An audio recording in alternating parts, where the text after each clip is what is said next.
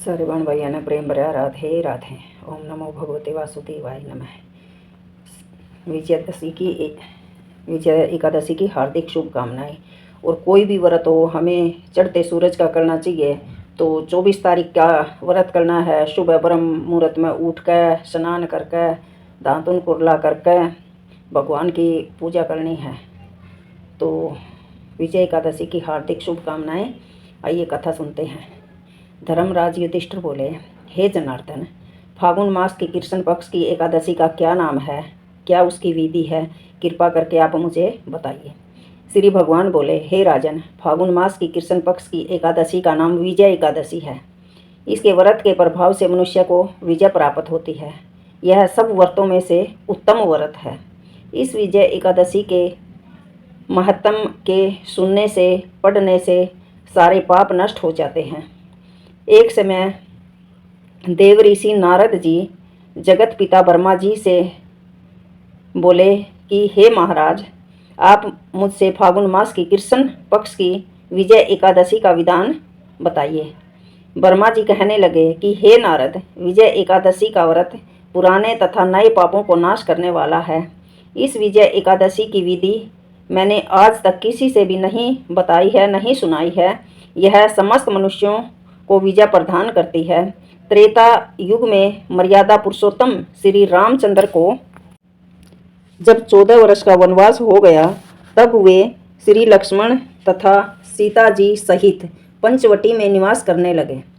वहां पर दुष्ट रावण ने जब सीता जी का हरण किया, तब इस समाचार से श्री रामचंद्र जी तथा लक्ष्मण अत्यंत व्याकुल हुए और सीता जी की खोज में चल दिए।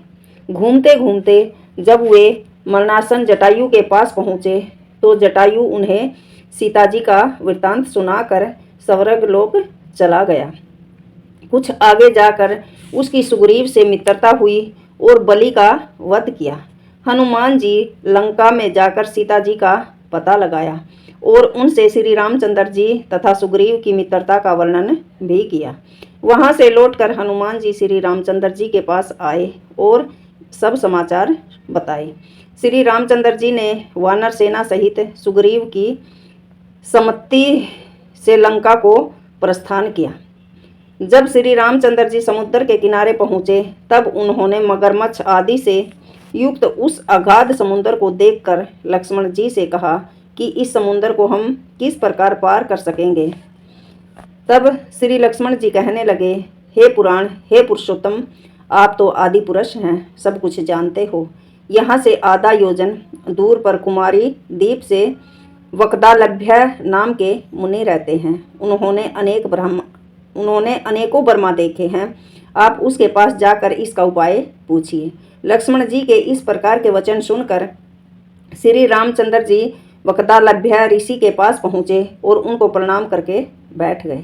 मुनि ने भी उनको मनुष्य रूप धारण किए हुए पुराण पुरुषोत्तम समझकर उनसे पूछा कि हे राम, आपका आना कैसे हुआ। श्री रामचंद्र जी कहने लगे, हे ऋषि, मैं अपनी सेना सहित यहाँ आया हूँ और राक्षसों को जीतने के लिए लंका पर जा रहा हूँ। बताइए, मैं इसी आप कृपा करके समुद्र को पार करने का कोई उपाय बताइए। मैं इसी कारण आपके पास आया हूँ।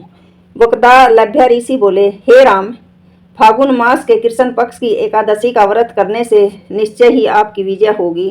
साथ ही आप समुद्र भी अवश्य पार कर लेंगे। इस व्रत की विधि यह है कि दशमी के दिन सोना, चांदी, तांबा या मिट्टी का एक घड़ा ले लें। उस घड़े को जल से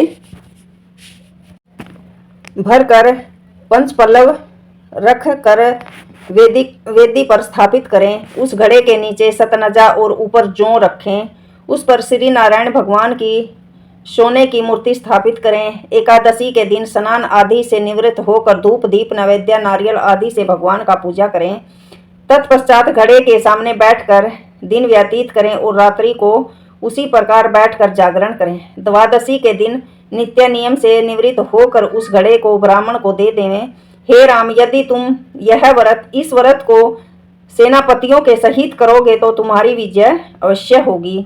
श्री रामचंद्र जी ने ऋषि के कहे अनुसार इस व्रत को किया और इसके प्रभाव से दैत्यों पर विजय पाई। इसलिए हे राजन, जो मनुष्य विधि पूर्वक इस व्रत को करेगा, दोनों लोकों में उसकी अवश्य विजय होगी। श्री ब्रह्मा जी ने नारद से कहा था, हे पुत्र, जो कोई इस व्रत के महात्म को पढ़ता है, सुनता है, उसको वाजपेयी यज्ञ का फल मिलता है। सब सारे बाण भाइयों ने प्रेम भरा राधे राधे। विजय एकादशी की फिर से हार्दिक शुभकामनाएं। द्वादशी को इसका पारण करना है। रात को एकादशी के व्रत ने जागरण अवश्य करना चाहिए। सारे बाण भाइयों ने प्रेम भरा राधे राधे। और जागरण के समय ओम नमो भगवते वासुदेवाय नमः, भजन कीर्तन ये करना चाहिए। बोलो ना प्यारे, राधे राधे।